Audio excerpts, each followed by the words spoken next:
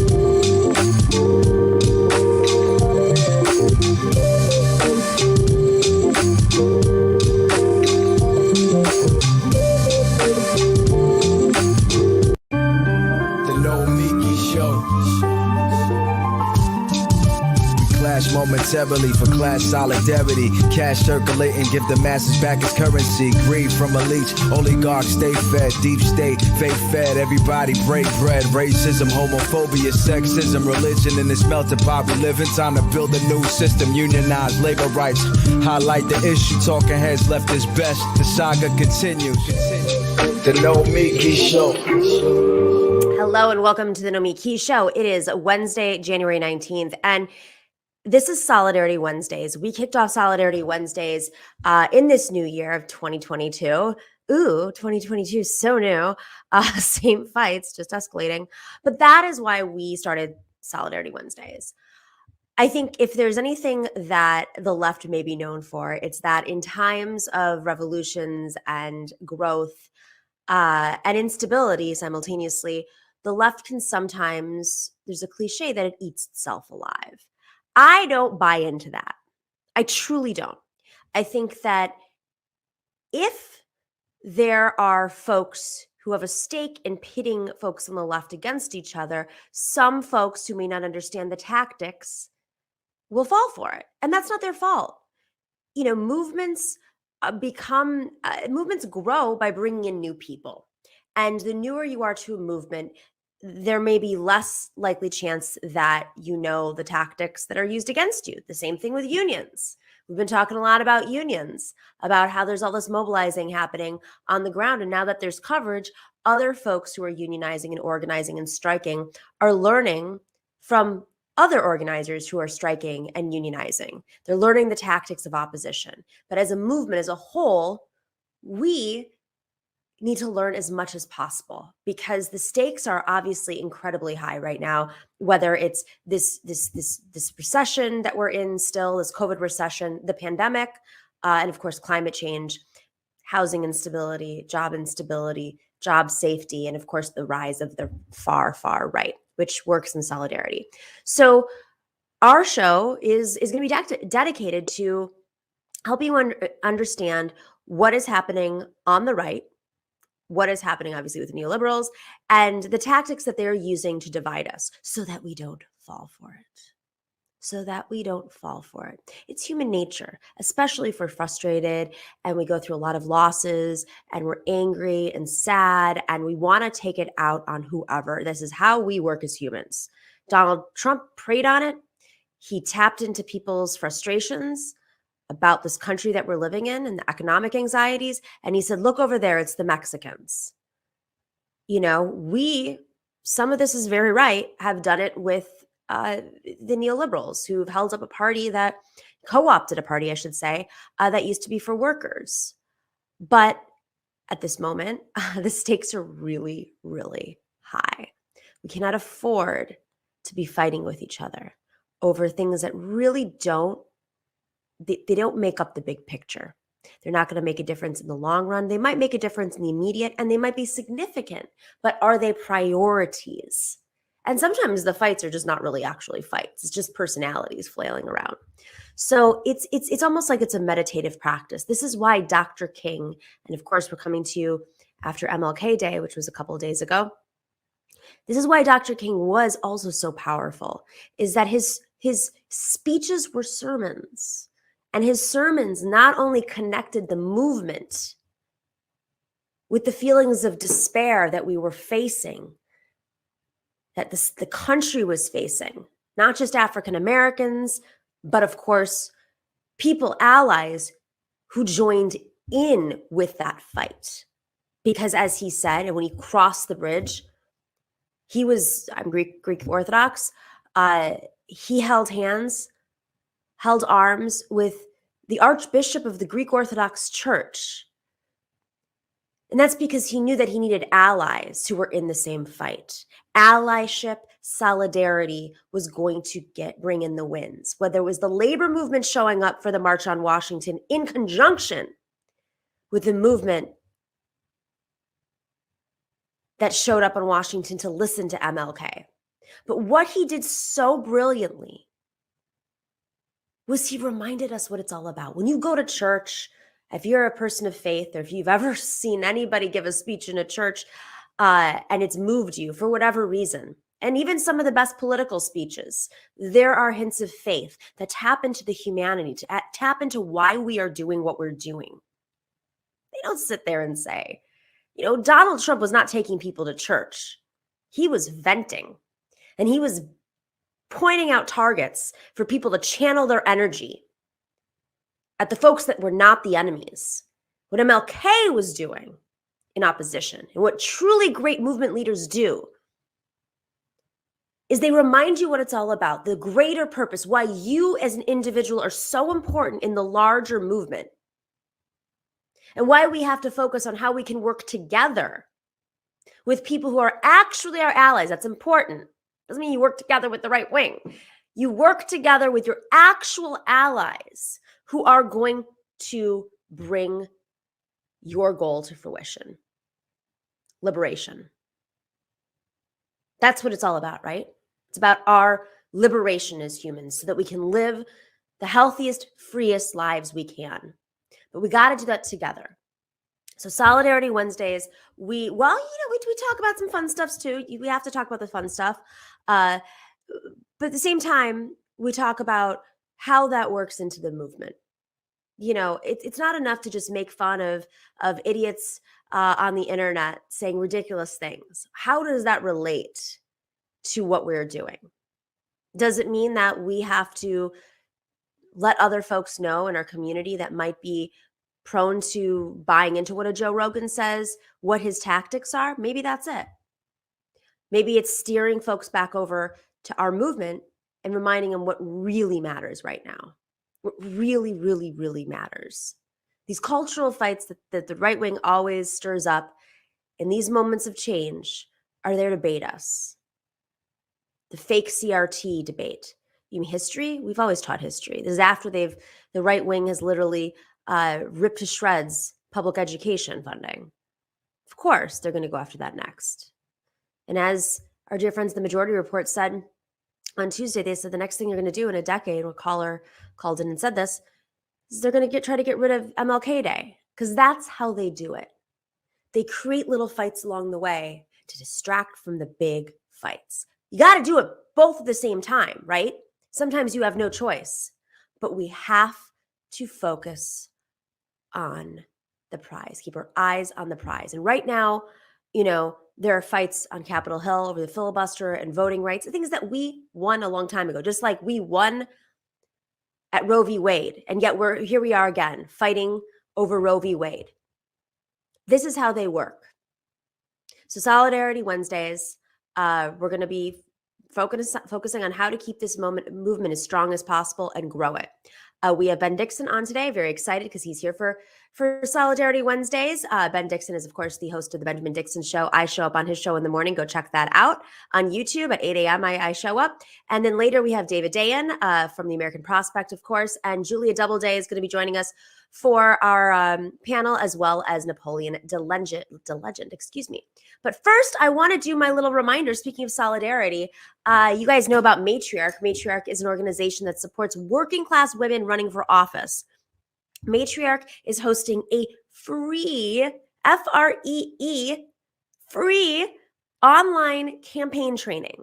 If you are thinking of running for office as a working woman, if you are running for office as a working woman, or if you are in office as a working woman and want to learn more tactics, you might be running again for a different office. And if you have staff on your team that is interested in these tactics as well, because it will hit home for staff as well, senior staff, we urge you to sign up for the Matriarch training. It's on Saturday, January 29th. We'll send you more details, but go sign up, get as many people as possible. We have extraordinary folks who are going to be speaking. We're going to be teaching you everything about how to fight off smears. That's a big one. What's the playbook when they go after women, specifically working women? What is the playbook, and how do you protect yourself, and how do you make sure you don't fall for some of their tactics, as we were just discussing? To compliance. I know that sounds boring, but that is a tool the right wing uses against folks to essentially, get them tied up in lawsuits, have to pay for legal fees. And many times they're bogus, or they try to catch them on a small little thing to distract you from your campaign. This is the type of training we're talking about, as well as class issues, how to raise money when you're not a millionaire or billionaire or don't know millionaires and billionaires. This is a free training. We urge you to sign up. Working woman. This is Matriarch is all about supporting working women up and down the ballot. You're running for Congress all the way down to school board, because let's not forget the right wing QAnon supporters and the Proud Boys have announced that they're running for school boards and city councils around the country. So why don't you step up? This is your time. If you can do it, if you're thinking about doing it, we'll help you understand what it takes to run for school board or to run for Congress. There are realities, and folks should know that before they get into the race. So sign up for the January 29th training. It is all day. And if you're thinking about getting endorsed, I urge you to do this training as well, because it's a big part of our program. All right, we will be right back with David Dayen.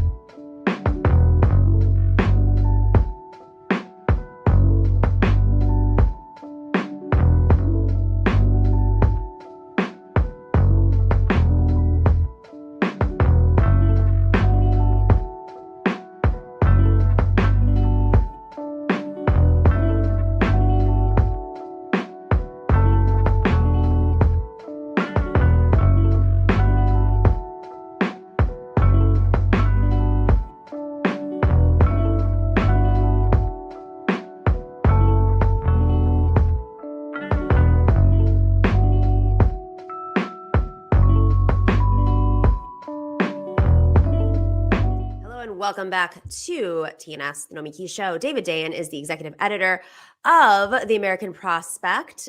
He has two pieces out, recent pieces in the new year. One that I think speaks to many of us right now, that Democratic inaction will lead us back to austerity. And the other is, oh, this one's interesting, there is a bully pulpit. And this, of course, is in response to the Supreme Court decisions when it comes to vaccinations. So, David, let's start off with austerity. We're already in a recession. Like, haven't we learned that this is not how we get out of economic collapse through austerity? Like, can we look to Greece or Argentina or many places around the world, Puerto Rico? Well, the issue is that obviously we've seen inaction in Congress for the last 6 to 8 months. At the beginning of the Biden administration, there was this belief that he had learned the lessons of the Obama recovery, that they were not going to go too small. They passed the American Rescue Plan. They were going to have a robust fiscal policy in order to bring us back from the ravages of the pandemic. And certainly the American Rescue Plan did that to a greater degree than the Obama stimulus. However, those things dissipate. They were temporary. And what we really needed coming out of the pandemic was sustained public investment. Our public investment is at levels that, and even in the Obama era, it was at levels about as low as the Eisenhower administration. We just don't do a lot of public investment. Well, can you just sorry to, let's pause for a second. Sure. Explain what was going on with the Eisenhower administration. Like, this is coming out of a decade of a lot of investment. Eisenhower pumped the brakes. Well, I mean, Eisenhower did the road program, but we just had a less robust public sector at that point, is what you really should say. And so, you know, the story of public investment was a story of increases through the Great Society and the programs that were sustained, hard to be killed even by the Nixon Reagan era. And then they were expanded more and more as we went on. But they were truncated, they were cut back, particularly when Obama made the pivot to austerity after the Great Recession. And so we went back down to that very low level. What we're seeing now is because really nothing has been done other than the infrastructure bill, which is really a minor increase in the routine infrastructure spending that we do every year. Right. If you look at, there are a lot of reports that are put out on fiscal policy and what it does to contribute to economic growth. Mm-hmm. And in the Obama administration, we saw that after about the middle of 2010, that started to go negative. In other words, what fiscal policy was doing was taking away from economic growth. Mm-hmm. If you look at the same picture today, fiscal policy is now taking away from economic growth. In this quarter, it's actually one quarter earlier than under the Obama administration. So despite all of those headwinds, despite the American Rescue Plan, we are now in a position where fiscal policy is taking away from growth. And because of that, we're especially if we don't maintain this very robust consumer spending that we're seeing, any kind of downturn, we're not going to be able to use, we won't have the government policy in place to counteract that. So what have we seen recently? The child tax credit enhancement, that went away. That went away at the end of December. In May, the student loan payment pause is scheduled to go away. It was scheduled to go away at the end of this month, but it was extended until May. But in May, it will go away. So you have these things that are taking away from growth. They are adding, they're reducing benefits for individuals. In the case of student loans, they're adding costs, about $393 a month to every student borrower, which is about 45 million people. It's insane. And so, if there ends up being a downturn, an economic problem, we do not have the robust fiscal policy in place to counteract that, which means we're going to be, moving back into a position of austerity. So yes, it's a real concern. And when you say austerity, where are we looking?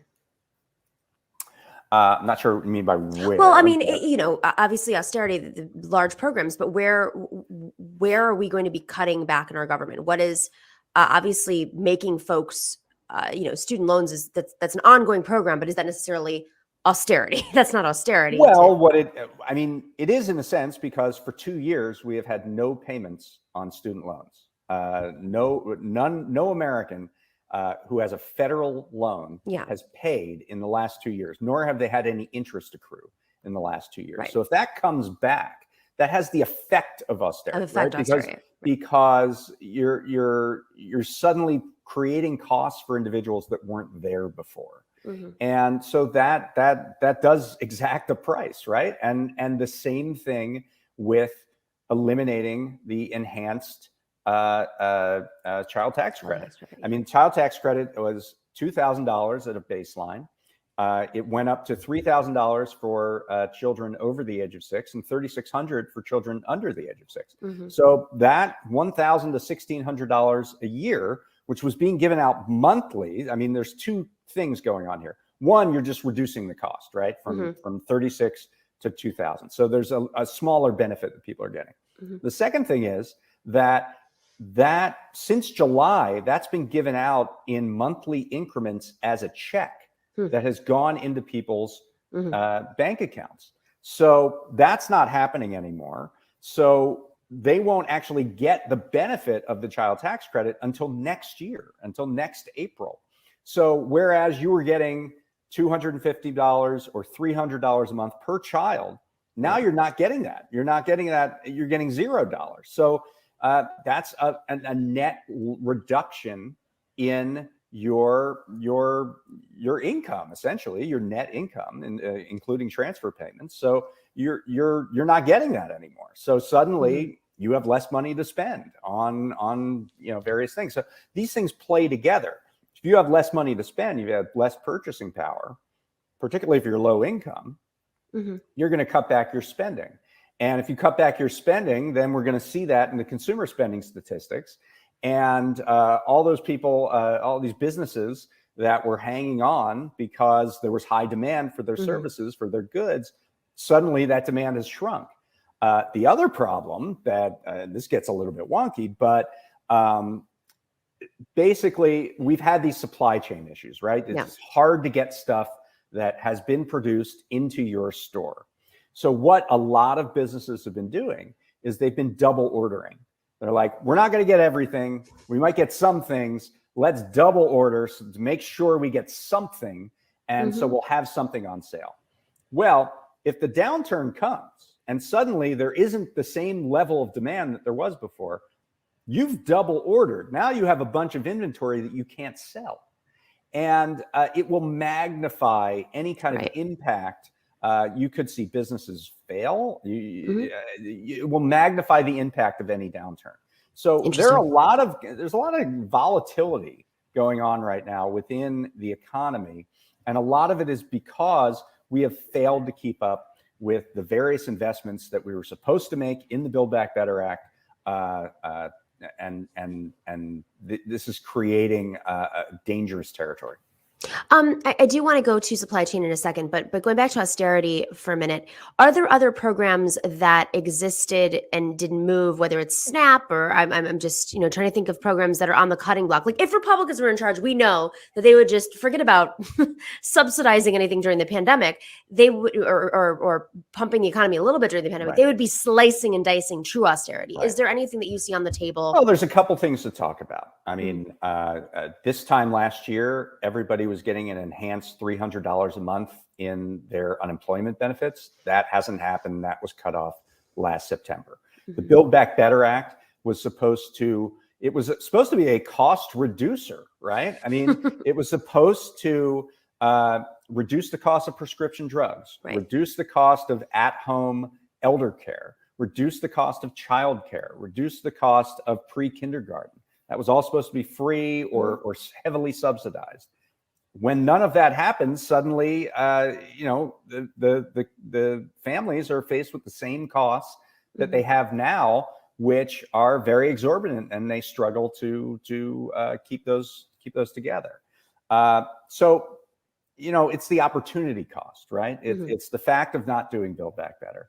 The other thing is that we have been floating along without a Biden budget for his entire presidency. We have done continuing resolutions to fund the government, and the next one runs out February 18th. Now, I don't expect there's going to be a government shutdown, but when you do continuing resolutions to fund the government, you're not adding anything. You're not shaping the budget. You're essentially using a Trump framework for the budget because it's what was put in place under the previous regime. You're just continuing the level of spending, the baseline levels that were there before. And so that creates, there's austerity, but there's also opportunity costs. There's the fact that you're not going beyond the baselines, that you're not increasing with the increased cost of living. There are some cost of living increases built in, things like Social Security, which those payments went up 5.9% at the end of last year. But if you're talking about overall government spending, that has sort of floated along on the same baseline. And so that is another issue. Who are the industries that are lobbying against? I mean, I live in New York City, and New York City, obviously New York City is a majority Democratic city council. I think there's one Republican. Democratic mayors, except for, our former Republican current mayor. With that being said, it's not like this is a town where vast progress happens. I mean, the real estate industry, NYPD, of course, are very powerful, but we have, 3K programs here. We have paid family leave. We have a lot of programs that are fairly progressive that should have been on the table in a Biden administration. So I'm curious, who are the forces that are lobbying Biden and the Democrats essentially and getting away with it that don't do it here in New York? Right. I mean, well, certainly. And by the way, New York's not totally immune to this, right? University of New York has seen major budget cuts. We have a piece coming out about that just tomorrow, actually. But what I would say is that the big story about the economy right now is inflation. That's what everyone's talking about, right? We have this major inflation, and there are two kind of approaches to that. What are you going to do in response? And one of the approaches is that elite economists, people like Larry Summers and Jason Furman are talking about is we spent too much money. We spent too much money in the American Rescue Plan. And we need to cut back. And we do this in two ways. Number one, we don't spend any more money. And number two, we use the Federal Reserve to raise interest rates. And the effect of that is to throw people out of work. I mean, that's almost the stated goal of something like that. We want to reduce demand because that will reduce inflation. And the way to reduce demand is to make people poorer. Right? Do people take this seriously still? I mean, I know it gets published, but it's how'd that work out in 2008? No, I know. But every time I read these pieces, it's like it's not that it's not being taken seriously. I mean, the Federal Reserve is talking very directly that they are going to raise interest rates, and they're going to raise interest rates as soon as January and certainly by March. And every time you raise interest rates, you make it harder for people to access credit. You make it harder on businesses to maintain their operations, and you lead to layoffs. I mean, that's almost like definitively what you do. And so that's one approach to dealing with the inflation. The other approach is to actually regulate the companies that are causing a lot of the inflation out there. And that's like the shipping companies that have seen profits that we've never seen before. This year, 2021, last year's profits in the ocean shipping industry, which is just the large container ships that go from China to here. Yeah. That year's profits in 2021 were equal to the profits of 2010 to 2020 combined. That's how much they made in 2021. Okay, so is this so I'm curious, and this obviously leads to our supply chain issues too. Is this because of the increased demand under the lockdowns and pandemic and people, ordering stuff online, or it's in is part something else? It's in part because of the increased demand, but it's also in part because of the way that we set up our supply chains. So we have the majority of our goods coming from halfway around the world that we have to bring here on boats. We have we have completely deregulated ocean shipping. So we have three what they call alliances that control about 80 to 90% of all shipping. And they have ultimate pricing power. If you want to get your stuff onto a ship, you have to go through one of these three alliances. It's a bunch of companies, but they all work in concert with each other, and they're coordinating with each other to raise prices. The cost of getting a 40-foot container on a ship from China to the West Coast was $2,000 in 2020. By August of 2021, it was $20,000. They raised the prices tenfold. I mean, that's where it's coming from. That's where the prices are coming from. Then the log jams that we're seeing at the ports are also due to the fact that these ships get bigger and bigger because it makes economic sense for these large shipping companies to make bigger and bigger ships. That way, you're only going across once. Well, there are only certain ports that can handle ships of that size. And so you have a log jam at those particular ports. With respect to trucking, trucking is a completely crappy job. You wait in lines and you don't get paid until you get the load onto your truck. So you wait hours unpaid while you're waiting to get the truck put on, or the container put onto your chassis. And people don't want to do it. It's just, there's no money in it for truckers. They say there's a trucker shortage, but what there actually is a shortage of good jobs. And so all of these things raise prices. They raise and then the trains of moving things across.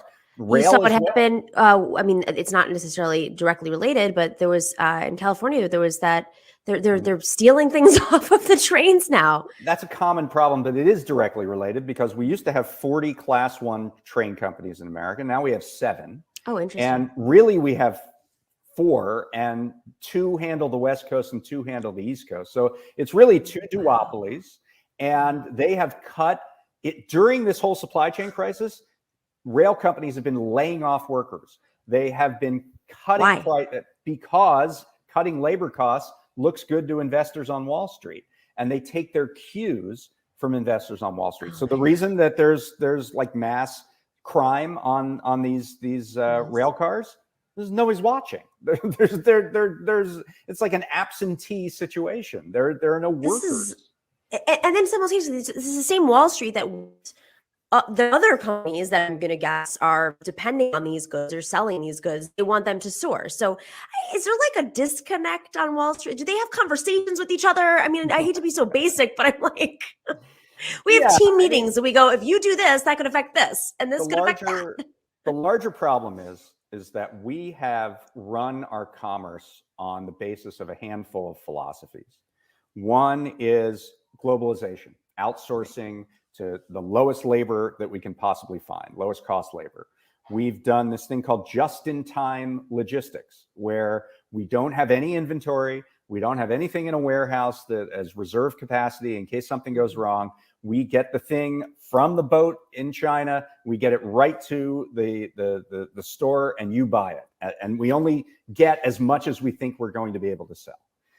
That's another philosophy. Monopolization is another philosophy. It's more efficient if there's just a few companies rather than a bunch of companies. Right. Deregulation, another philosophy. Let's deregulate the trucking industry. Let's deregulate the rail industry. Both of those were done in the Carter administration. Let's deregulate ocean shipping. That was done in the Clinton administration.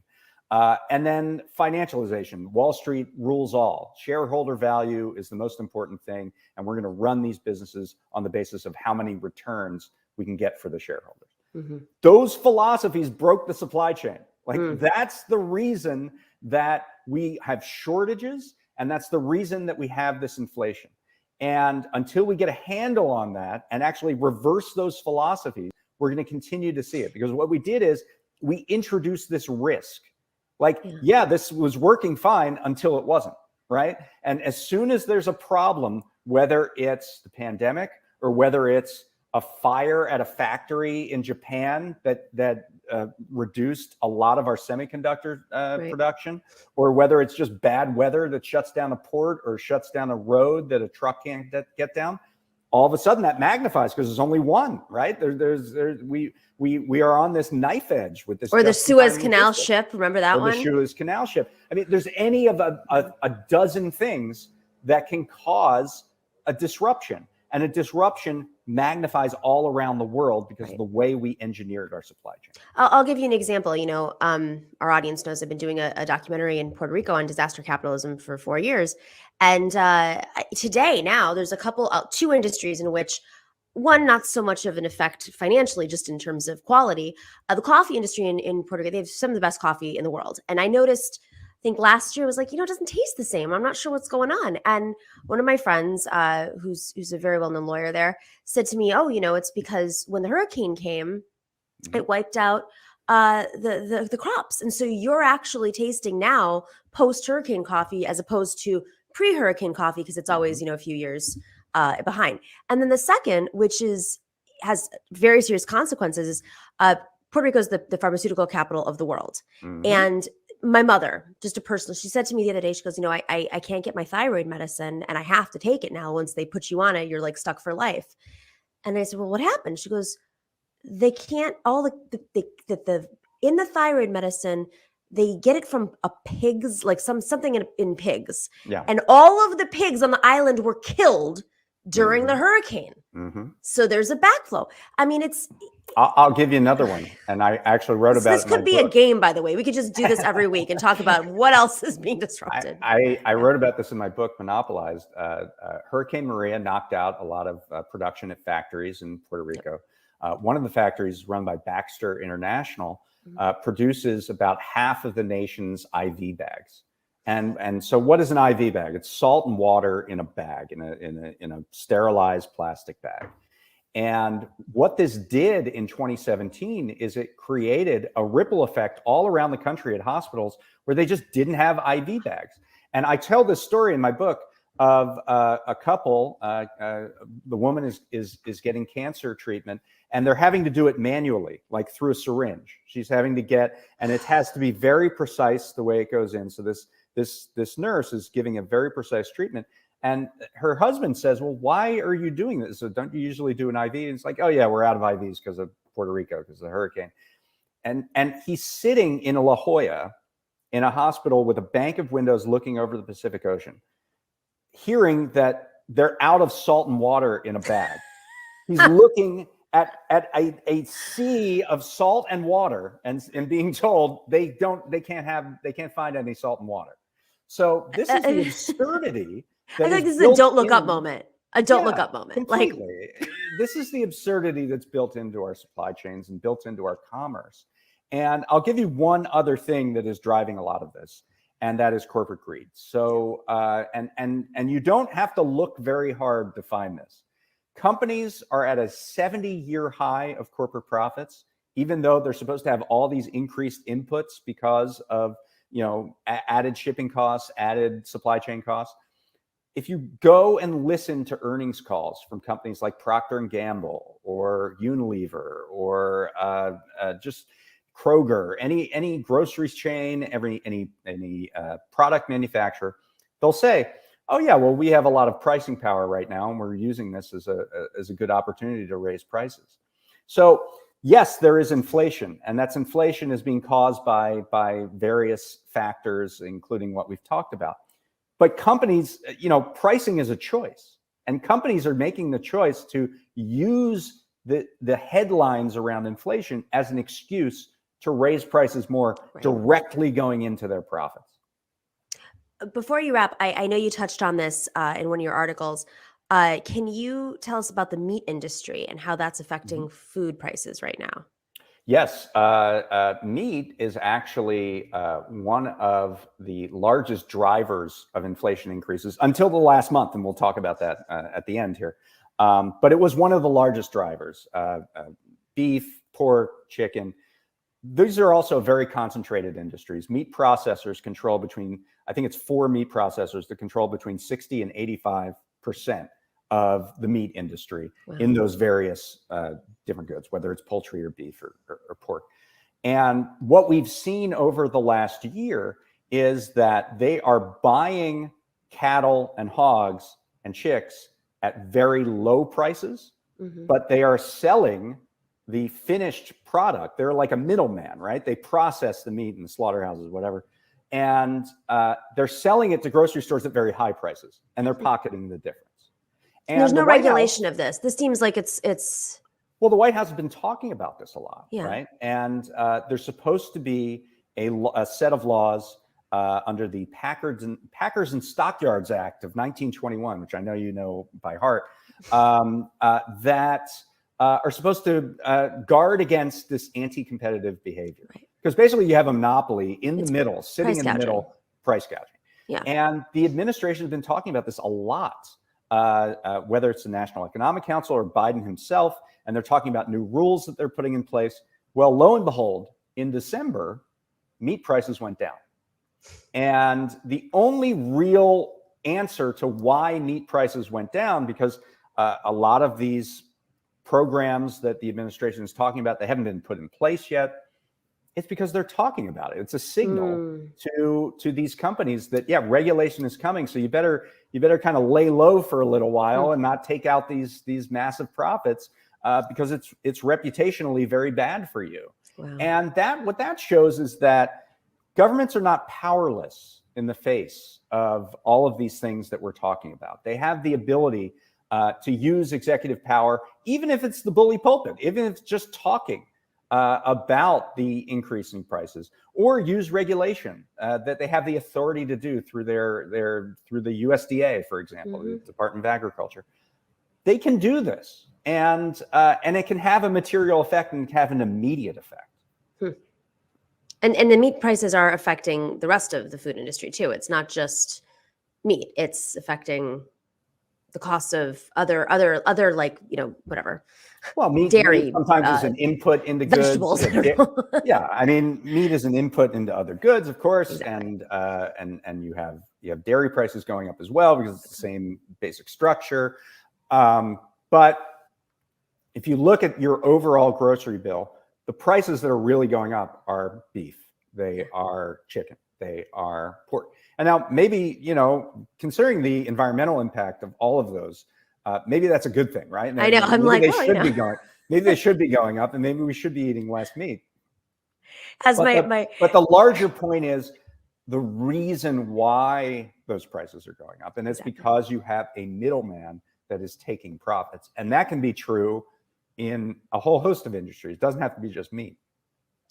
And I love that you ended with a bully pulpit, because this is, I think, the big question on everybody's mind right now. And we hope to have you on again soon, because I don't think this is going to go away anytime soon. But the power of the administration to signal that we're going to crack down, we're going to investigate, AKA, we're going to investigate you, Manchin, or you can't get, I mean, they have power, whether they actually have real power in the Senate. Senator They Schumer. do have power. And there are a lot of examples. So, I'll give you an example. The Consumer Financial Protection Bureau made an announcement, I believe in December, that they were going to go after big banks that were making a lot of money off overdraft fees. Right. Like, where you overdraw your account and all of a sudden they hit you with a $35 fee, things like that. They signaled very strongly, like, we're not going to tolerate that. We're going to investigate you. Since they said that, Bank of America has changed their policies, went down from $35 to $10. JP Morgan Chase. And these are companies that they explicitly, the CFPB explicitly mentioned. JP Morgan Chase changed their policies, made it harder to draw an overdraft fee. Wells Fargo did the exact same thing. So, these things are signals. When regulators say we're going to regulate you, usually corporations get that message.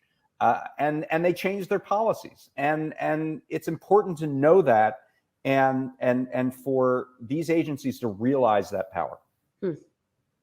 Student loans. I'm going to say a little bit. I mean, also, this is how you win an election. I mean, we're going into in 2 moves. Joe Biden, he could potentially hold the Senate. I don't know about the House at this point, but he could really, exercise his bully pulpit power. Well, look, sense. I mean, about a month and a half ago, Jen Psaki got up at her press conference and she said, what do you want us to do? Give everybody COVID tests in the mail? Like, how could we possibly do that?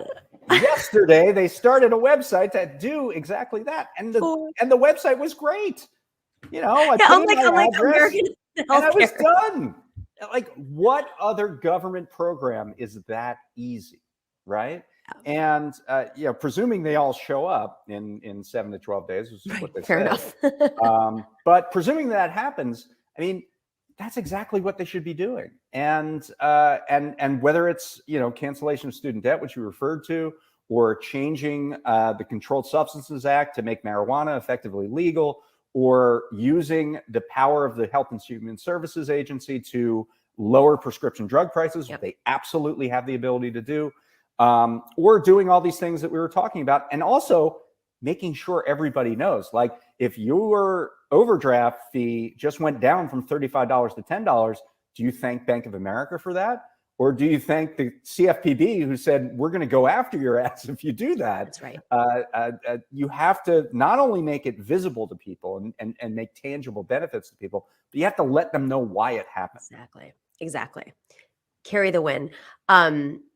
It's about, being creative with our government. I think we get stuck in these, they're not doldrums, but these cycles of it's this person's fault, which problematic, yes, but of course there's other avenues as well. So, David, I'd love to have you on, because maybe we can have these creative sessions and get people to think outside the box, that changing society can happen through other means. So, always happy to be on. Thanks for having me. Thank you, David. Take care. All right, we'll be right back. It's Solidarity Wednesdays, and we're going to be back with the one, the only Benjamin Dixon.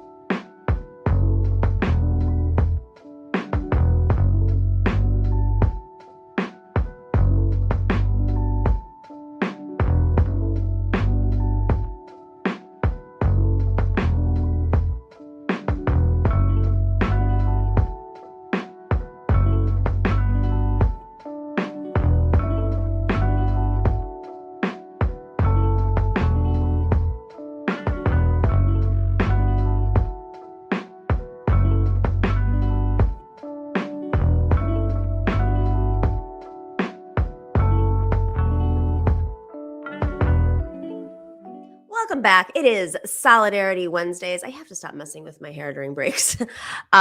We do not have hair and makeup at our show. We are real. We don't have special lights.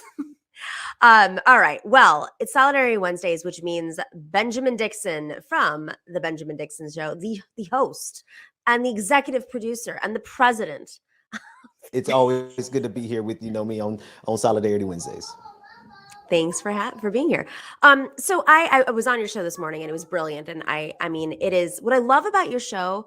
It sets the intention for the day. It makes, I think what's really powerful about it. I mean, I work out and I do yoga and meditate in the morning because I want to set my intention for the day. And the days when I don't, I sometimes get swept away in the news cycle and start to feel anxiety all day. And what I realized about your show in the morning is that it's political, but you have this way of really keeping the eye on the prize, not making you feel hopeless and frustrated, but okay, we have ways and paths to move forward, and this is how we're going to do it. And that's what I find so beautiful about what you're doing, because it does. It's almost like, your daily political meditation. So, I just want to say thank you for seeing. It took. David knows it's taken a whole year to really get to, because it's hard to talk about these political issues and not let them bring you down every day, because they are depressing. It is real life for so many people to deal with the issues that we fight with. And so as we found ourselves talking about it every single day for the last, I don't know how many years, I realized we had to take a different approach, because it's not healthy. Nobody wants to get up and just be furious in the morning. Like you said, you have to set your intention for the day. And we set our intention on being as informative as you can, but also making it worthwhile getting up and having some fun. Mm-hmm. Exactly. It's fun too. But part of this is we live in the news cycle, and the algorithms feed off, just news in general feeds off this. If it bleeds, it reads, right? Yeah. You gotta throw a little Kardashian in with your meteor stuff. But we just had a conversation with David Dayen, who I know you know. Yeah. And David, what I was left from that conversation was that there are paths for us right now in government to make change that are not the obvious paths. Yes, cinema and Mansion, which we will talk about, are frustrating, and they're holding things up. The parliamentarian is frustrating, but there are other paths. Whether it's the administration and Chuck Schumer pressuring them from different angles that they might respond to, that may not just be primarying them, but maybe investigations, taking them off of committees, et cetera, et cetera. Ethics investigations. There's all different ways. Or what David was saying is there's a lot of things that the administration and different bureaus and in the administration can do with literally no effort, either just by saying, we're going to look into this, like the Consumer Finance Protection Bureau, as he mentioned, can look into credit card fees for overdrafting your credit card. Just them saying that and naming which banks, the banks change their policies. That's right. So for in an election year, right, where it's not looking great as of now, but if the administration were to cancel student debt or talk about the pathway to canceling student debt, do you think that would be enough for them to win or to get the movement behind them? Well, I'm afraid to give them that idea, because what they've been masters of, the Democratic Party, has been saying all the right things until they actually get power and then doing nothing with it.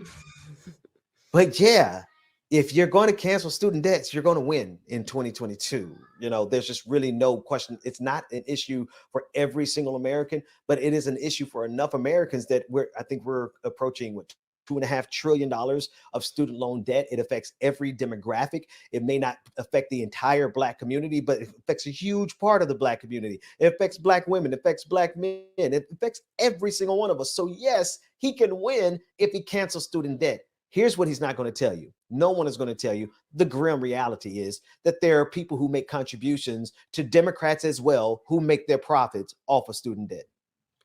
Right. And or at least the entire institution, the structure of it. There's money being made off of this. Mm-hmm. And this is federal debt. It's not like the private debt's not going to be eliminated. It's the federal debt that would be eliminated.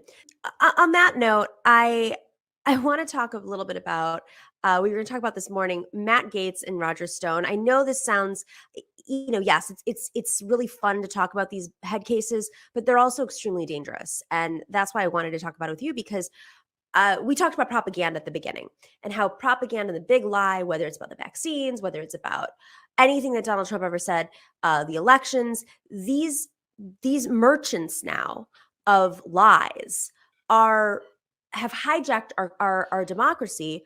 Yeah. In a sense that Roger Stone used to be sort of like this kooky outsider. Yes, he worked for Nixon. Yes, but in New York politics, he was the one who ran, the former, I think she was a stripper, if I'm correct, on a marijuana line. Like that was his path in politics in New York, was like a little kooky, got involved in some threesomes, like strange stories. No, seriously, you can look it up. But this is a person, even though he supposedly is on the outs of the Trump world, he doesn't go away. People want his tactics. He's known for dirty tactics that work. And I'm betting you that the Koch brothers know some of these tactics. I bet you his other clients know. And of course, Matt Gaetz. So can we put that one thing up about Matt Gaetz? Is that possible? Oh, yeah, that was brilliant. I don't have it. And I apologize. I don't have the rundown, David. So it's like.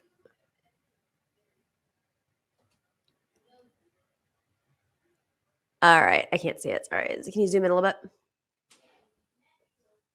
So Roger Stone, who's like the scum of the earth, right? Even he says he drafted Matt Gaetz, is turning away from Matt Gaetz, who's under multiple investigations for all sorts of dodgy things. I find this fascinating because, Florida is so important, and DeSantis is probably, trying to build his coalition. Is there something, let's think three-dimensionally here for a second. Roger Stone doesn't go after people unless there's some sort of big reason. What do you think is happening here? I kind of get the feeling that there's a legitimate multi-front civil war happening in the Republican Party. And I think Roger Stone is, he's coming out to do the bidding of whoever. I don't think he has any real belief system. I think he does. He believes in who's ever going to write him the biggest check. That said, I do believe that there is a civil war happening in the Republican Party. One thing I have to give them, though, they are very careful about what is seen on the outside as opposed to how vicious they are internally. So there is the Matt Gaetz contingency. There is the Ron DeSantis contingency. And I noticed that Roger Stone attacked both of them. And in particular with Ron DeSantis, he attacked him specifically as it pertains to Donald Trump. So my inclination is to think that there's a divide between the Matt Gaetz of the world and the Donald Trumps of the world, because I'm thinking Roger Stone is showing loyalty still to Donald Trump. But it's getting wild over there, to say the least. It's getting wild over there. Roger Stone claims credit for recruiting Trump, which, in the 80s, they were trying to get him to run for president. And Roger Stone worked for Roy Cohn. Roy Cohn was Donald Trump's father's lawyer. Roy Cohn, of course, was one of the dirtbags of McCarthyist era dirtbags. I'll just say it straight up. One of the lawyers when the blacklist was happening. So this is, we think those tactics went away, but we're just like one generation behind, and they're still around. They're old enough. That's right. On that note, though, it's like the same tactics, but they're taking different shapes. You talked about this on your show this morning, that propaganda is propaganda. It's always existed.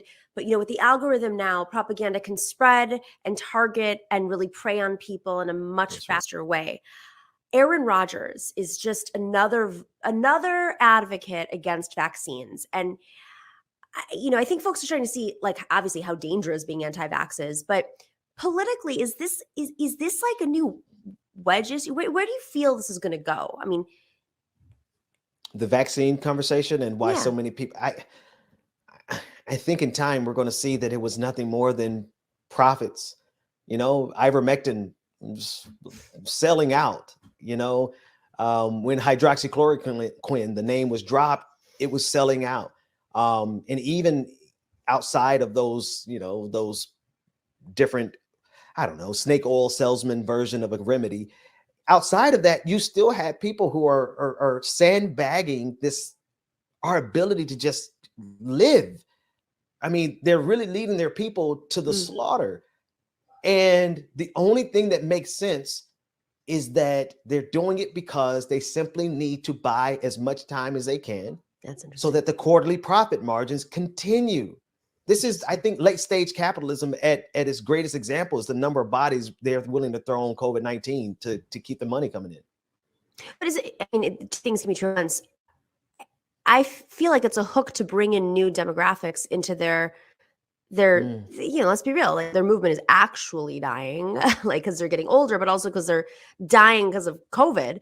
But someone like an Aaron Rodgers, who's that's the weird part. Football star. I look at him and I'm like, I didn't even know who he was because I don't watch sports. But bringing in different factions, and whether it's Aaron Rodgers or some yoga influencer who's anti-vax, or I'm sure there's many others people could mention. Musician. This is how it's like a campaign through influencing, and the Republican Party, of course, doesn't need large margins to win because they've taken over the entire country. And one election commissioner here, one challenged election there, and a bunch of gerrymandering in state legislatures. Someone like an Aaron Rodgers. That's right. And I'm listening at the influence part of Aaron Rodgers, because I think Aaron Rodgers, for his part, is just a useful idiot. I don't know if he knows or cares to know, but he just feels like he has a cause now. His life has purpose outside of football now. Great job, but you're a useful idiot. And the problem is that the Republican Party is and the conservative movement in general, they're reactionaries more specifically, are masters of co-opting, leveraging, promoting, and getting all the mileage they can out of anyone at the exact moment that it most benefits them. Aaron Rodgers is a godsend for the people who are still raking in money, not only from these snake oil remedies, but also from some treatments. We have politicians with investments in treatment companies. So it's all this one big kabuki theater, and Aaron Rodgers is just playing his dumb role. Used to get a contract for that, and you could make a few $1 million off of being a spokesperson. How much of a useful idiot is he that he's not even getting paid for this propaganda? I mean, if you're really through with football, then you could have gone and gotten a check, but you're too dumb to do that, Aaron. Too many knocks against the head. Jimmy Dore probably made more money off this grift than Aaron Rodgers did. That's dumb. Yeah, and on top of it, it probably, if it hasn't already, cost him other deals he could make. That's Why? right. Because he needs to challenge. What did he say? He says it's not science if you can't question it. Okay, dude. I'm going to listen to a quarterback about science. Thank you so much. That's just show me your grades and more slander against quarterbacks. I love it. more slander against quarterbacks. They're all dumb though. I'm joking. I don't know anything about. I mean, I grew up in Buffalo, so I can't say things like this because my entire town will turn against me for not knowing enough about sports. And I also don't eat meat, so don't eat beef on whack, don't eat chicken wings, not into hockey or football. Like what? Come on, guys. But we are known for politics, so I took that sport. We had Tim Russert. We, a whole lot of Kathy Hochul, of course. Yeah, I didn't know Tim Russert was from Buffalo.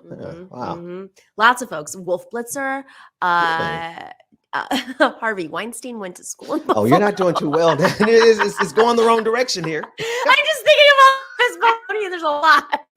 We went around the wrong corner in Buffalo right then. Just listen, not everybody can be from Atlanta, where it's literally the cool. I mean, Buffalo is cool right now. I will say that it's making a comeback. But Starbucks workers. Let's pivot a little bit. Starbucks workers, India Walton. That's it. That's exactly. I was just getting ready to say, shout out to all the cities that were abandoned by management, by capital. I think there's a comeback coming. I think so too. I think so. So what do you see? What do you see is going to happen in terms of comeback in the next? Well, I mean, honestly, just be honest. Like the towns that are depressed, the Rust Belt, the cities that were abandoned, the properties are getting extremely cheap now. I think people need to get out of some of these cities and go to some of these cities that were abandoned, and you can find a way to live. It's like the Great Migration in reverse, right? A lot of the cities have not been good to any of us, especially Black people. So when I see cities that are across the South, there are cities that are completely empty. All right. Across the Rust Belt, there's cities that are completely empty buildings. And I just think a lot more people who are working remotely are going to say, I got to get the hell out of this city that's going to charge me $2,500. I paid $2,500 a month in Boston to live in a hovel. Okay. I'm so Yeah. happy to be back in a town where in the South where it's just the price is affordable. So I think a lot of that's going to happen, and I think COVID has something to do with it. Oh, absolutely. I mean, we saw a little bit after the first recession in 2009. We saw a little bit of it. I saw some reinvestment in Buffalo. Every time I go back and visit my parents, be like, what is happening on the waterfront here? Like, we've been talking about this stuff for 30 years. When I grew up, I think there was a solid like 4 or 5 miles on the way to school of abandoned factories. I mean, it was just normal in my mind. But now when I think about it, I'm like, it was horrible. It was like, Not normal. it was like a war-torn town. And it was the norm for me. And so it is, you're seeing some of that. I know like in some of the towns, I just read this, in the Buffalo News, just throwing a lot of love to Buffalo right now, that there's a real estate boom because, smaller, younger families can afford to live in Buffalo. So they're moving back home. They can work. And their remotely, jobs are not predicated on being in Buffalo. Their jobs are literally coming from anywhere now. That's right. It's fascinating. Well, you heard it first. Ben Dixon, Nostradamus. The Dust Belt's coming back. It's also, my mother told me, my mother was a commissioner of environment in Erie County. She said to me, it's also one of the safest places when it comes to climate change on the planet. But don't tell Elon Musk, because all those billionaires are going to go in there and like. How so? Help me understand. Something about the Great Lakes and the freshwater source, and Oh yeah, no, like that's not really it. a fault line. She did this whole thing. Let's not repeat that on air too many times. No, really. Exactly. Mental note. When I moved to my apartment here, and I live in Astoria, but I just moved apartments, and I'm close to the river, East River, and like the first 3 people I told where I live, they're like, "Oh no, that's not a good place for climate change." I'm like, "Wow, we really have to make our decisions based on this now." Wow, and they're right; it's not a good place for climate change. Anyways, Ben, always a pleasure. Love having you on. Always a pleasure. Solidarity Wednesdays. You Absolutely. can check out Solidarity Wednesdays on Ben's show, on YouTube, all the other places. We have it all linked in the description, and we'll see you next week. Absolutely, Nomiki. It's always a pleasure. Always a pleasure. All right, we will be right back with our amazing panel. We have Julia Doubleday and Napoleon the Legend. Be right back.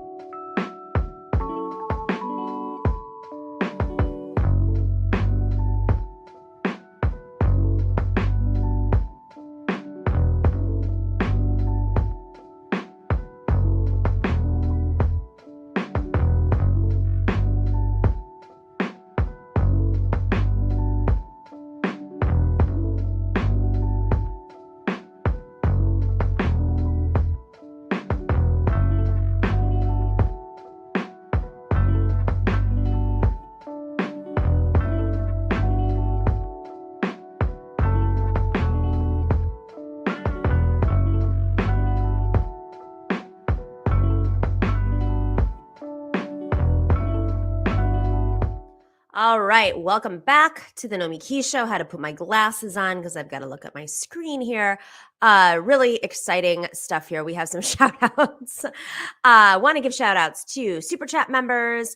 Dieter McBusiness, thank you so much. YouTube left seems divided on third party thoughts. Ooh, that's a whole conversation. I don't think that we are structurally in a place where we can do it. That's my simple response. We're all divided right now. And third party means you have to get on the ballot in 50 states and you have to have a movement large enough so that you're not actually a spoiler creating opportunities for the right wing. I think it is the right wing's dream right now based on the situation we're in to have a third party. I also don't think that unions will go over to the third party, and we need unions. They're critical for the left. Left is, we have to think of progressive and workers together. I think realistically and structurally, a third party can only amplify maybe a better choice as a progressive nominee for Democrat in primaries. So like if a progressive wins a primary, the third party could potentially give that ballot line and you have 2 ballot lines. That's what it does in New York. It's fusion voting. All right. Great question though. Could talk a lot more about that. We'll set that as a topic in the future. Oh my God, Jules T says, have a mojito on me, no Miki. Oh, I will. Desmond. Oh my gosh, thank you, Desmond, for the love. I know Desmond personally. That's so sweet. Chief Supreme, good show. Thank you. Kayla Sato. Hi, Nomiki. Would love to hear your thoughts on Red Hill with Cara Jabala and the candidate running against Sergio Contreras. That is a great question. We've had Cara on before. We should have her back on. All right, can we add that to the notes? I will get to that. Jay Ravel, thank you so much. Kayla's back. Yo, the training is free. That's great news. So happy to hear that it cleared the goal. It did. Thank you to everybody who contributed. We hit our goal. We're actually planning on doing maybe 4 trainings this year because of the need. And so we might be coming back with some more information. We're going to see how this one goes at the end of January. But it seems like there's a need based on our conversations. And, we have amazing partners that have joined Matriarch in helping pull this off. Okay. And guys, hey, if you're not already a patron, please join us on patreon.com/The Nomiki Show. This is how we fund an independent media show. We launched right before COVID, as everybody knows, and we don't do the grifty thing in terms of whatever the controversy is of the moment that pulls people in. But that also makes our show, I think, we have a great quality audience, a deep thinking audience, an audience that wants to learn how to activate and organize and thinks globally as well as locally. We have a lot of global conversations on this channel, on this show. We, of course, have the committee program, and we're going to launch another program soon, Solidarity Wednesdays. This is all doable because of our patrons. And you can join us on patreon.com/The Nomiki Show. If you can't afford to be a patron, or you were in the past and you can't come back yet, please message us. Either message us on Patreon exactly right there, or send us a note at thenomikishow@gmail.com, and we will find a way. And if you want to sponsor a patron, that's amazing too. Sometimes these bigger sponsors cover them. It's a family. We all take care of each other until we have, public media. All right, we'll be right back with Julia Napoleon the Legend.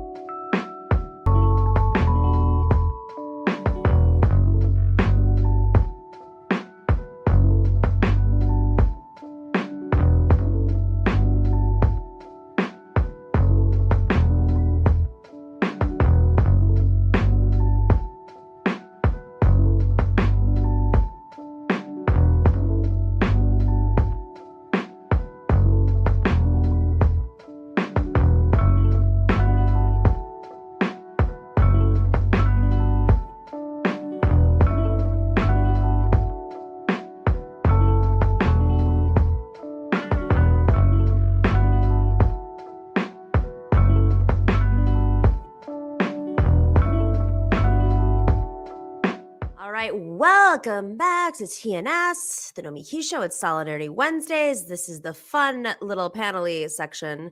I'm not calling it the fun half. I'm not copying from those guys in the Majority Report. We're going to come up with a better term. All right, we have Julia Doubleday. She is the Deputy Director of Committee. She was campaign manager for Julia Oliver's congressional campaign in Texas's 25th district, also Beto O'Rourke's 2018 and Bernie Sanders' 2017 campaigns. And Napoleon the Legend, one of our faves. What's up, Napoleon? Afrobeat hip-hop artist, activist, Brooklyn-based, born? No, not born. I know that. But abroad right now. Paris born. Wow. Whoa. I know, he's so fancy. But okay, I gotta say, we have a hip-hop artist here, and I need to go to you for some expertise here. We also have a political strategist here. So these are two worlds that have combined. I want to play this.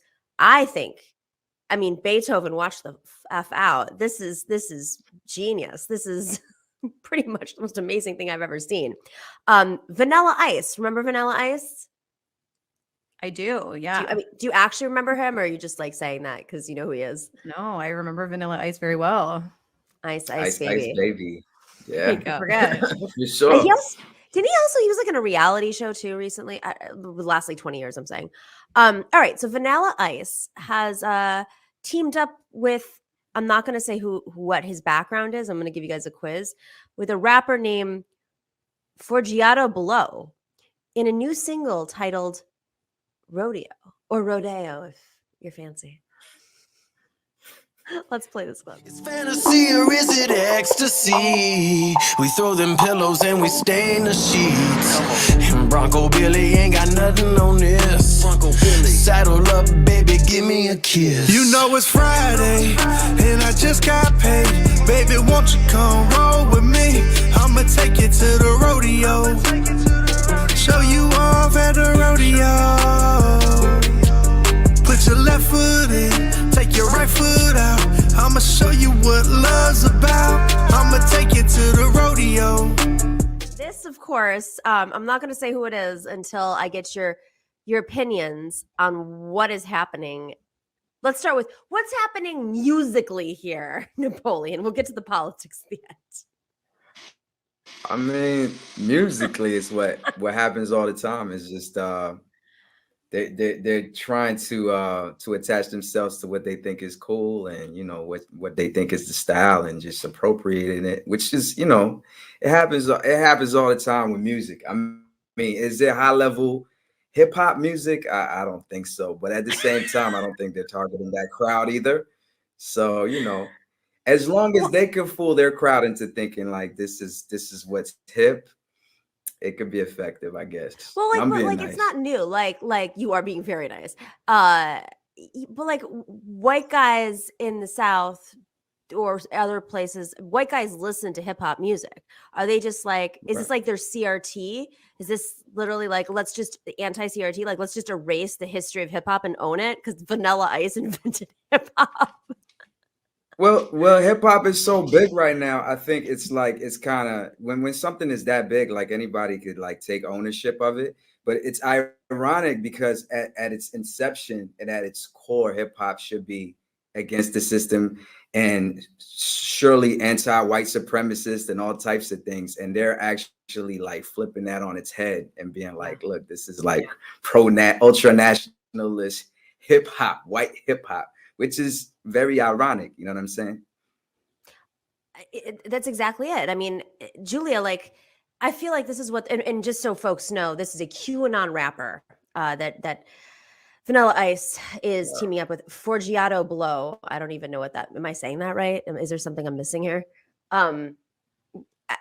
This is a QAnon rapper. So they're like, okay, how can we are losing our demographics. Let's look at every single angle of society that we can potentially tap into to nationalism, economic insecurity, and like pretend that like people of color don't exist. I don't know. I mean, Julia, was this?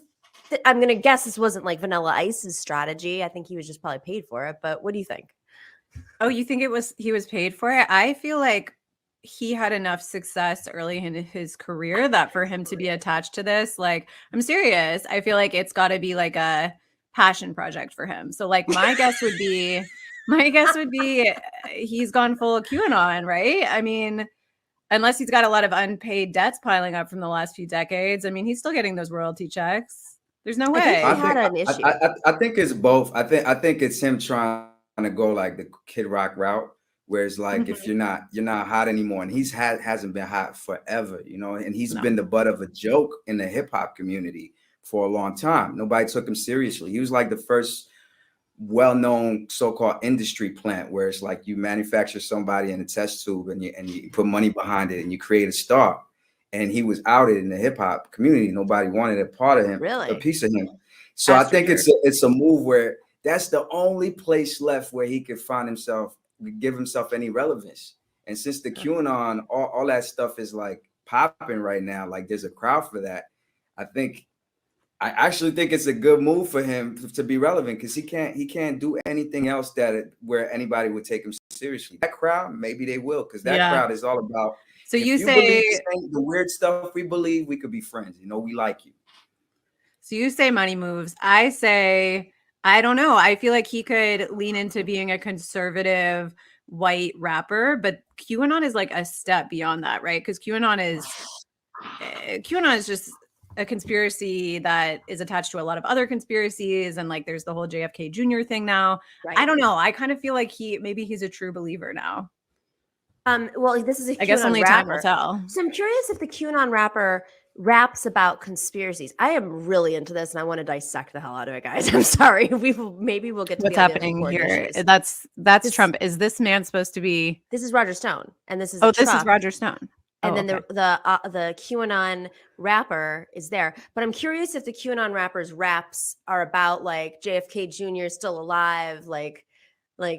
Can you freestyle it right now? Like, if you were going to mock Napoleon, putting you on the spot, freestyle a QAnon rap. No, because somebody's I can't gonna even play clip myself that. like Somebody's that, gonna man, clip because that. That's gonna turn into a meme. I'm gonna end up regretting right. years Please, later. it'll be No, so it's funny. just it's look, hip hop is conspiratorial too. Like a lot of like hip hop, they talk about conspiracy theories and things like that. I'm pretty sure this is more like him trying to align with the Alex Jonesy, even Joe Rogan-ish type world, which is smart. You know, it's this thing to do right now. And like, what else would he be doing? Like, if he just raps like regular raps, nobody would take him seriously anyway. So he might as well. He needs to go where the love is, and he could find his home in that type of niche. I believe. You know what I'm saying? But yeah, they probably talk about all that QAnon stuff. They probably talk about whatever Joe Rogan or Alex Jones talks on his show. That could be the subject matter for his raps. The cabal, the pedophiles, and the elite, the drinking babies' blood and stuff like that. You know what I'm saying? And ivermectin. I'm sure there's a lot of words that rhyme with ivermectin. Ivermectin. You know what I mean? Damn, that's a good thing to put in a rhyme, actually. Yeah, I agree. Wait, can we have the anti-QAnon rappers? Like you have. I mean, you rap about real stuff. You've done your hip hop's beautiful, but like it you know, kind of trolling each other because there's always like these battles in the industry. That would be awesome. Instead of it being about like Pete Davidson and Kim Kardashian and Kanye West, it's about like ivermectin, bro. Really? but you know, it's kind of funny because Kanye West has became like very conservative lately, which is a shock and a disappointment to a lot of people in the hip hop community. You know what I'm saying? But it's a weird world to be in. I just Vanilla Ice has almost always been a joke, and you know he's not disappointing. He's still not disappointing on that level. You know what I mean? Let's be real. Famous musicians are people too, and they're just as susceptible to predatory political acts as anybody else. Hence Kanye West or others. Before we get out of this, have you seen what Eric Clapton's been doing? Oh, like, yeah. George Harrison is losing his mind in another realm. George Harrison? They used to be best friends. George Harrison was like, you know. Oh, I didn't know that. But believe it or not, like Eric Adams. New York Mayor Eric Adams. New York Mayor Eric Clapton.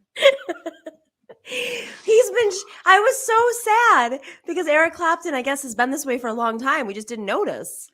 Yeah, there was a bunch of stuff that leaked, or not leaked, I guess, but when people said crazy offensive shit before the internet, like it didn't roll around as much, I guess, as it does now. And like people were retweeting all this stuff that he said at some concert in like the 70s, 80s about how all the immigrants need to get out of the UK, like super racist stuff. I mean, like literally it was like, who here is an immigrant? Like, get out of my show. And this was like in the 80s. Oh my God. He actually said that? Oh yeah. No, you can look it up. It's crazy. Crazy shit. Oh my God. He said they're like ruining the UK and they're ruining the culture and all this stuff. So apparently he's been like this.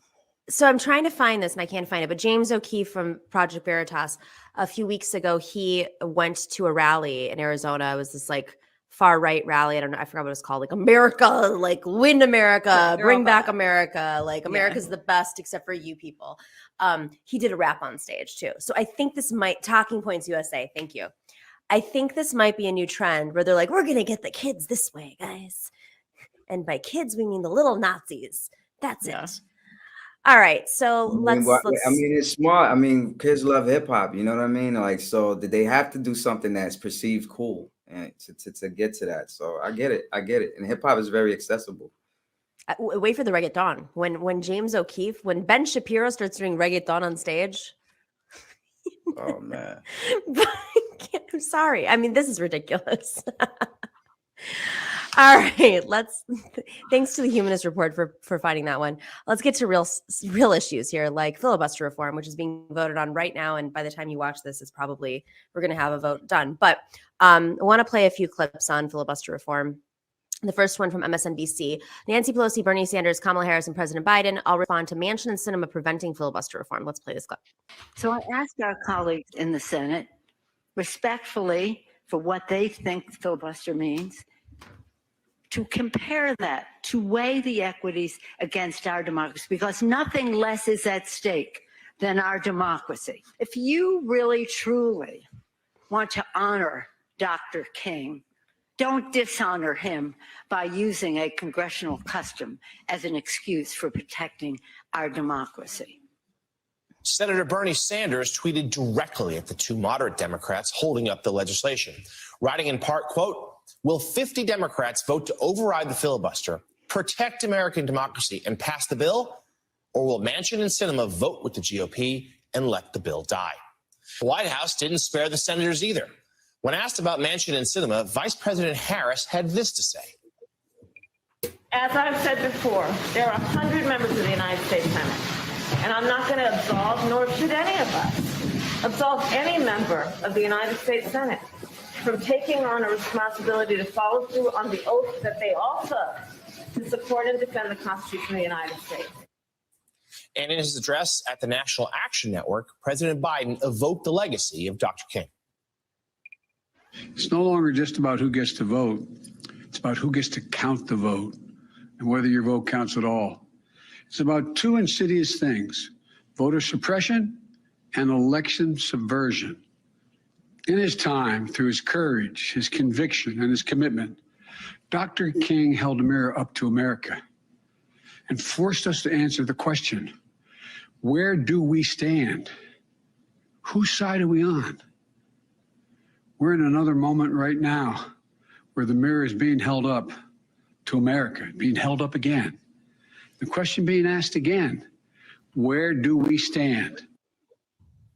Right. So I want to also just, because there's a series of reactions from the media that I think are really important. I kind of want to play them back to back if you guys are cool with holding and then commenting. So this is part of, I think, the growing escalation. And let's just remind folks while we're loading the next clip that the Biden administration has been having major friction with the Manchin office. Like their people, Ron Klain hadn't talked to them in a while. Like it had right before New Year's, it got toxic. And as much as I personally don't feel like Biden's doing enough, and there's other things he could do to move them, it's not like it's some game and dance between them. There are a lot of reports about how they're not getting along. Let's play the second clip from CNN, because CNN seems to be, I'm like, what is going on? Alternate universe. Suddenly the mainstream's sometimes siding with progressives. Let's play this. Abby, are we seeing any dissatisfied progressives or even moderates start to pull away a bit from the president, considering the legislative narrative and those polling numbers? Well, I mean, two data points. We've got two very powerful, it seems, moderates in the Senate who are not going out of their way to make their president look good. They have done some things in the last week, whether it was Kirsten Sinema going to the Senate floor just before Joe Biden showed up in the Senate to essentially embarrass him. So that's one data point on the moderates. I think there's a sense there that Joe Biden doesn't have any political sway over them. And when it comes to liberals, there is a dissatisfaction here. Many of these progressives held their nose and voted for Joe Biden, even though they did not believe that he was progressive enough.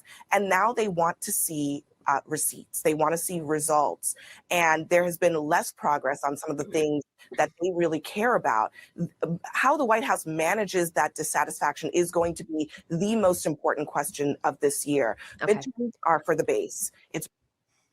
Okay, so this is extraordinary that CNN's even recognizing this, that no, like you want to go back to blaming the progressives? How about you look at the two people holding up government, right, and voting rights?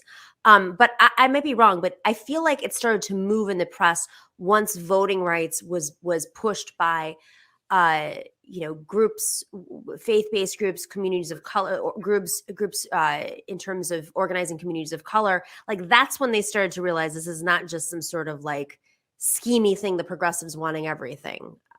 am I wrong? Do you feel like this is what might, I don't know if it's going to move them in the end, but it's embarrassing, no? Julia, go ahead. Well, I mean, I'm not sure they have the capacity to be embarrassed. One thing that we've been told over and over again is that a progressive like Bernie can't be an effective president because he can't work with the other side of the aisle and he can't bring people over to his opinion. Whereas someone like Biden is moderate, so he can do a good job of bringing all of the different opinions to the table and finding a good compromise. I think what we're seeing now is that the reality is there is no compromise between the interests of capital and the interests of the public. There is no compromise. There's never been a compromise. You either protect the interests of people or you protect the interests of corporate actors who want to oppress and exploit people. When two interests are in conflict, direct conflict like that, you can't represent both. So you can't represent oil companies and people who are having their land stolen by oil companies. You can't represent big pharma and represent people with children who have diabetes. Like you cannot possibly bring both of those actors to the table and come up with a compromise, because the rich and powerful actors who continually send their own people into our government, they have no interest in compromising, and they never have. So it's always been a lie that everything is about coming to the table and having this great conversation, right? It's a sort of like West Wing take on what our democracy is and how it functions. It's this idea that we all get together in a room and we have this stirring intellectual debate, and then at the end of the day, the best ideas win. That makes no sense, because the people who end up in office are the people who have the most high dollar donors and the most high dollar contributors. So at the end of the day, the issue here is that we already don't have democracy. You know, everything we're talking about now is we need to defend our democracy. We need to defend our democracy. What democracy? If we had a democracy, people like Kristen Sinema and Joe Manchin wouldn't be there in the first place to hold up progress that everyone across the country, a vast majority of people, want and support. So, I mean, it's all sort of a big distraction, this idea that like, it's just the opinion of one person. It's the opinion of two people that are keeping us from progress. But it's not really their opinions. They're sent there for a reason. And it is specifically not to ever compromise and not to ever fall in line with any sort of progressive priority. And of course, Chuck Schumer knows that. Chuck Schumer recruited Sinema to run. I mean, there were many other people, at least in Congress, when she ran in Congress, there were other viable candidates, very well-known candidates in the district. It was a very competitive race for Congress. And of course, she was chosen to run against Martha McSally. I mean, is that what it really is? Are they just, do you feel like that's the case, Napoleon, that they're just there to kind of block no matter what, and if they're not there, somebody else will? Yeah, I do. I mean, they're hired guns. They're the people that are put in that position, and they're executing whatever they're put there to execute. But it's true what Julia said, because like the veil is off now. It's like everybody is seeing like this is not a democracy. This is a game. We've been talking about these two people for how long now, and it's like it's not. That shouldn't be the case for a proper functioning system. And the fact that we're just rehashing the same story over and over and over again, it's time for people to really expose like the system for what it is, and the malfunction of the system for what it is. So hopefully there could be some sort of pressure being made that like we don't want the country to run like this. Like this is what we're supposed to be. This is a good point, because on The View, you know, The View is not necessarily known for its like in-depth political analysis, a lot of complaining and stuff, but they seem to be seeing stuff that they at least were not expressing to have known before. There's this clip where they're talking about the interests of the Manchin family. Let's play that clip. So hours from now, the Senate will begin the votes on the voting rights reform bill, which hinges on challenging filibuster rules, something that Democratic Senators Sinema and Manchin still say they oppose. So some Democrats say, well, you may oppose it, but we are going to primary you behind in 2024 if they prevent this bill from passing. But Manchin seems unfazed. Take a look. I've been primary my entire life. That would not be anything new for me. I've never run an election. I wasn't primary. This is West Virginia. It's rough and tumble. We're used to that. So bring it on. Yes, well, it's never been quite as rough and tumble as this. Because you see, when you say to poor people, and basically that's what you're doing, we don't care how you vote, you'll vote how I tell you to vote. Poor people don't like that. They don't like it. And so you might have been set before and you could do rough and tumble. Let's see how rough and tumble you actually are. How do you see this playing out?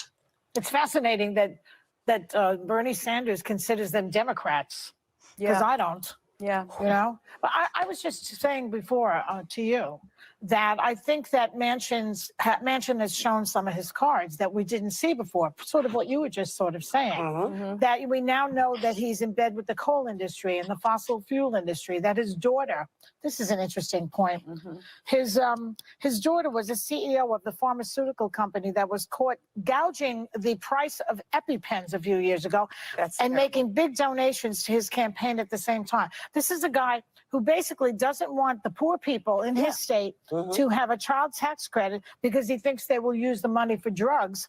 And he doesn't want paid sick leave because it might encourage people to lie so they can go on hunting trips. Why are the West Virginians putting up with this? Why will they put up with this man who doesn't give a hoot about them, the environment, or the Democratic Party, or the country at this point? Let's pause it for a second. Answer me that question. Let's, because they continue, and I think this is wonderful, but ultimately they're asking the question that I think we've been asking for years. But does it matter what West Virginians think? Does he really care? I mean, he could flip to Republican tomorrow and still win.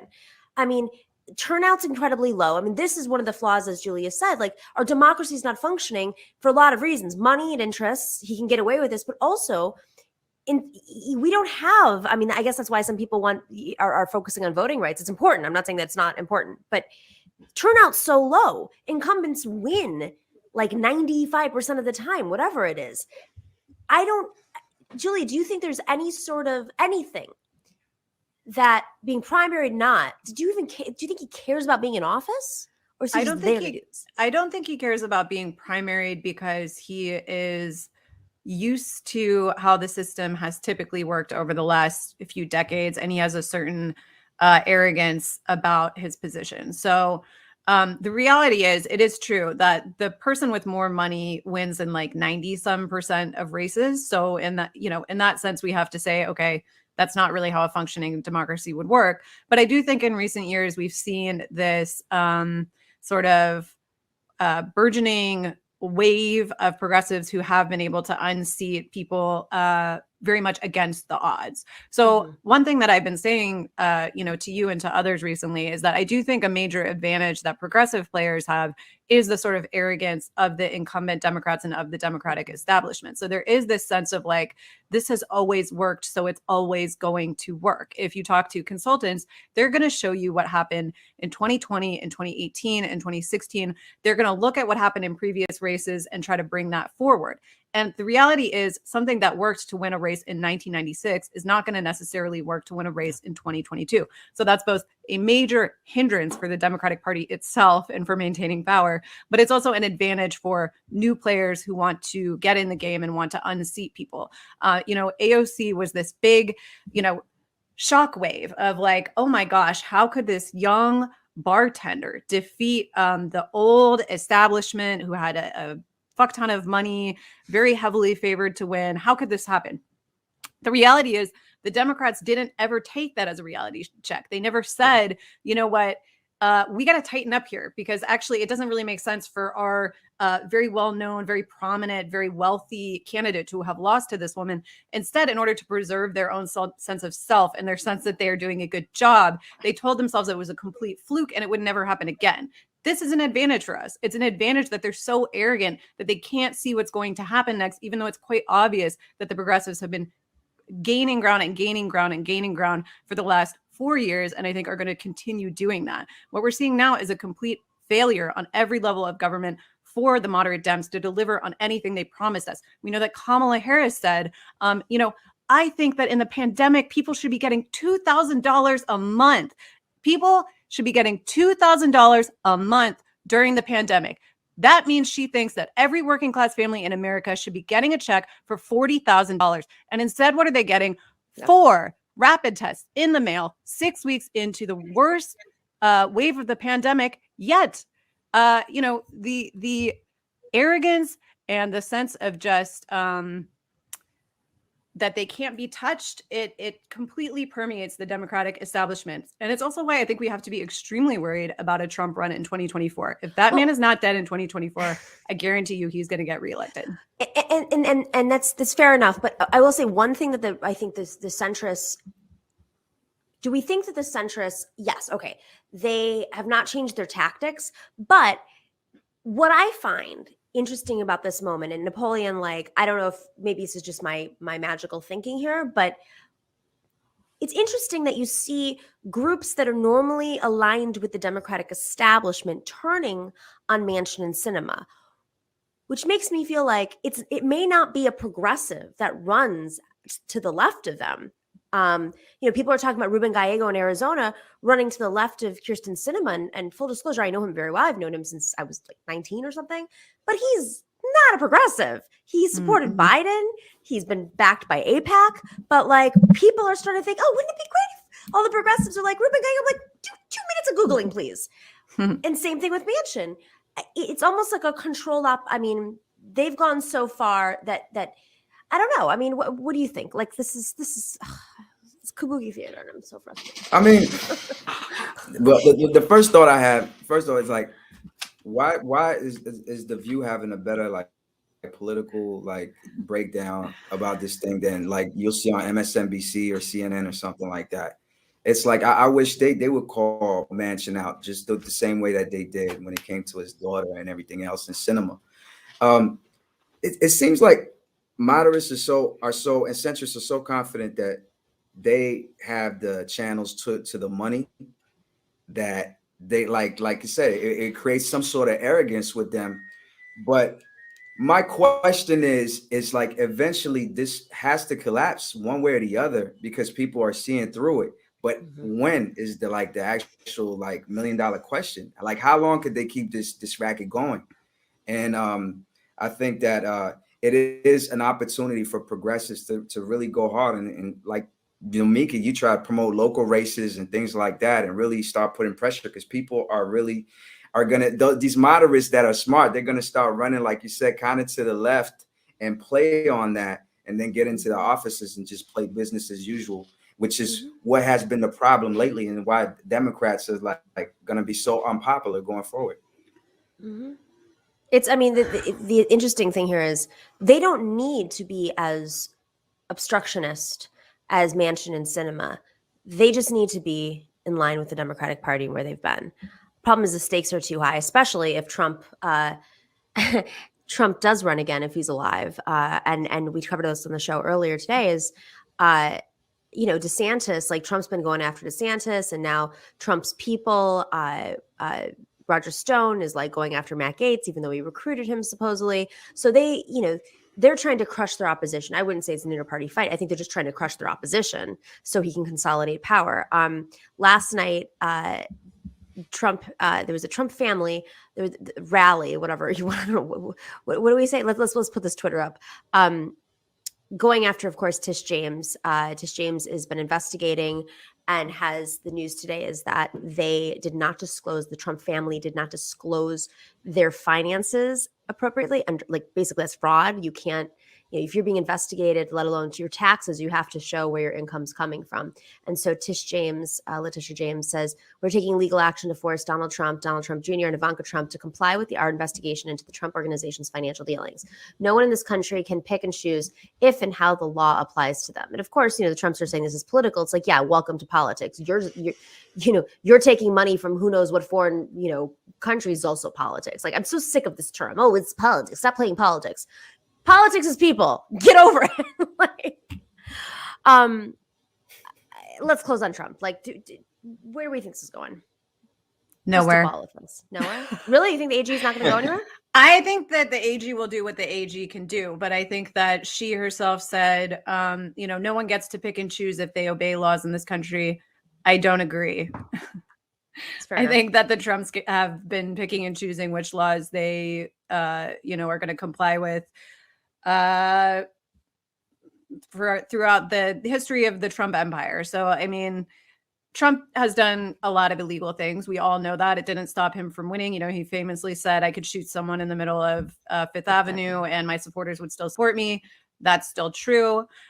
He shot has the entire island of Puerto Rico and his supporters. Yeah, the Republican Party has too much riding on this man to watch him go down. And I just don't think ultimately it will lead to anything. Do I think there will be a lot of sound and fury? Do I think this is something that the resistance libs are going to like keep chatting about and latch onto? Sure. But do I think that he's not going to be on the ballot in 2024? I put money on it. He'll be on the ballot unless he's dead. My thought is, I think, you know, we have to think multidimensionally about the Republicans too. I do think that there are Republicans who are national security Republicans, and if anything is exposed in these financial dealings that shows, and I'm pretty much 100% sure that this is what's happening, that there are foreign interests and oligarchs putting money illegally, then who's hiding it, that could be a problem. I don't think national security Republicans and Democrats, the deep state, whatever they want to effing call it, would stand for that. I could be, I don't know. What do you think? I think there are elements. Lincoln Project Republicans, like those types? Yeah, exactly. I mean, we don't like them, but I'm just like, they're a little club. I mean, they're a little club, yeah. Everybody, like we all want the Trumps to be held accountable. Like I believe it when I see it. Like you know, I hope it happens, but it's exactly. Like I said, I'm not gonna hold my breath because we've seen, we've been disappointed before, you know, when it comes to things like this. But obviously, we want corruption to be rooted out. You know, we would hope so. We've been burnt by the American justice system before. Yeah. Breaking news. Not a big. You heard it here first. Yeah. And by the time you hear this, I'm going to guess our filibuster vote is not going to be successful. Just gonna, my hunches. The other thing is this filibuster vote, it's just very conveniently timed, whereas we've been pushing for this since Biden got into office and they haven't put any weight behind it until suddenly during this major wave of the pandemic where they're trying to distract from it in any way they possibly can. There's this massive speech. They just have all of the TV networks talking about this speech, even though the fundamentals of the situation haven't changed and they know it has no chance to pass. So in my mind, it's a distraction. Yeah, they're forcing the vote, which they know it's not effective. A distraction. The thing is, like, if Trump would have been in Biden's position right now, he would be calling Cinema and Manchin out by their names and really going hard against them. Just like the same way Trump talks about anybody like who disappointed him, who went against him. And I think Biden should go that route. Stop that whole diplomatic, polite stuff, the back channeling. Like, make it public. Just tell everybody how you feel and throw some shots out there. And at least just shaking things up. And at least people will feel like you're trying to do something and you're being combative. But all this like, oh, we're working behind the scenes and all that, like that's not communicate anything to people. And you know what? I mean, even this is gonna be a little controversial. I love Bernie, but I feel like we love Bernie because he challenges the establishment. And saying you're going to back a primary, I don't think that, like we said, that's not what's moving them. And frankly, someone should primary this guy, Chuck Schumer. I mean, come on now, let's be real. Like Chuck Schumer, you think if he wants to stay in leadership, which I am not sure he does, because he will lose leadership if this goes on, unless they have some sort of, hat trick right before the election where they're going to like cancel student debt or something. He's not going to be in leadership any longer. So I don't get it. Primary him. Let's do it. All right. I'm all about going after Nazis and these guys. Everybody, we love you. And by everybody, I mean David behind the scenes, Julia, Doubleday, and of course, Napoleon to Legend. You're the best. So appreciative. Stay in solidarity as always. And Napoleon, next time you're on, I'm really looking forward to hearing your rap battle with oh my God. What if we invite him on the show and we did like Vanilla Ice and Napoleon? Like, I don't think that would be a good look for me. No, it might be though. Sure. People might be like, you crushed him and like you get they'll have you on the View. You don't get points by crushing Vanilla Ice though. That's the thing. That's the thing. You do not get points. Unfortunately, it would be too easy. What if you looped in Kanye? Because Kanye gets triggered by anything. Like you got Kanye would be somebody. Bring Kanye up on your show. Okay. I'll him Well, I don't know if I'm gonna get Kanye on the show, but you start like you bring in Vanilla Ice, and then you loop in Kanye in your rap, and then Kanye gets triggered because he's triggered by everything, and then But no, Pete Davidson responds. I've said a few lines about Kanye's in my raps before. I said something about, you know, like just I used to be a fan and disappointed to see him rocking a MAGA hat, something like that. I forgot the line I said, but I've said lines. But the thing is, at the same time, I like Kanye as an artist. You know what I'm saying? As a So it's musician, hard, I'm a you know, big with the politics. Kanye fan. I think he's just lost it a little, or a lot. Yeah, Lost it. no, he totally lost it. musicians but- do. Yeah. I used to be a big fan of Kanye, him coming up. I remember like when he was just on the come up at Howard University on stage, killing it. I was in DC watching it. I was at his album release party for his first album, but he just took a turn for, you know, I don't know what happened to him, but he's still Kanye. Kardashians. No, I think it's, I don't want to blame the Kardashians. It's ego, right? So ego, I mean, look what he's doing with Kim right now. Like, talk about abusive. This is not like gossip. It's like weird, toxic male, you know, obsessiveness over her. And for sure. Meanwhile, sounding he's being like a investigated straight for being a Republican stalker. plant. Like he's Yeah, talking like he got he's a talking house. crazy. Like he Yeah, put out yeah. a song with Game talking about beating up Pete Davidson and you know, going together to their divorce hearing or something. He's saying some crazy stuff right now. But you know, that's how he entertains people too. He's a professional. He's been a professional troll too. At the same time. We'll be back on Friday for Femme Friday. Stay in solidarity. The No Miki Show. We clash momentarily for class solidarity. Cash circulating, give the masses back its currency. Greed from elites, oligarchs stay fed. Deep state, faith fed. Everybody break bread. Racism, homophobia, sexism, religion in this melting pot we live in. Time to build a new system, unionize labor rights. Highlight the issue, talking heads left is best. The saga continues. The No Miki Show.